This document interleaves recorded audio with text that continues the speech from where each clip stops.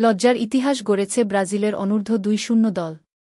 দক্ষিণ আমেরিকার অনূর্ধ্ব-20 চ্যাম্পিয়নশিপে গতকাল আর্জেন্টিনার বিপক্ষে তারা হেরেছে 6-0 গোলের বড় ব্যবধানে। নিজেদের 7-1 বছরের ইতিহাসে এটাই সবচেয়ে বড় হার তাদের। ভালেন্সিয়ার মিসাইল দেলগাদো স্টেডিয়ামে দক্ষিণ আমেরিকা অনূর্ধ্ব-20 চ্যাম্পিয়নশিপে এটি ছিল ব্রাজিল ও আর্জেন্টিনার প্রথম ম্যাচ।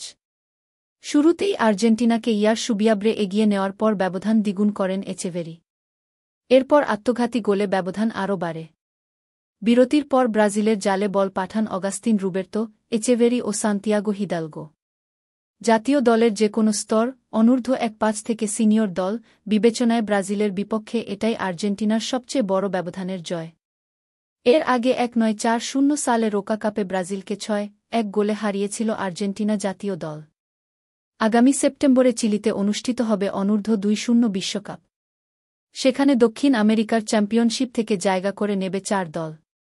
মোট 10টি দল এ ও বি গ্রুপে ভাগ হয়ে দক্ষিণ আমেরিকার চ্যাম্পিয়নশিপে লড়ছে। প্রতিটি গ্রুপ থেকে শীর্ষ 3 দলকে নিয়ে মোট 6 দলের রাউন্ড রবিন খেলা হবে।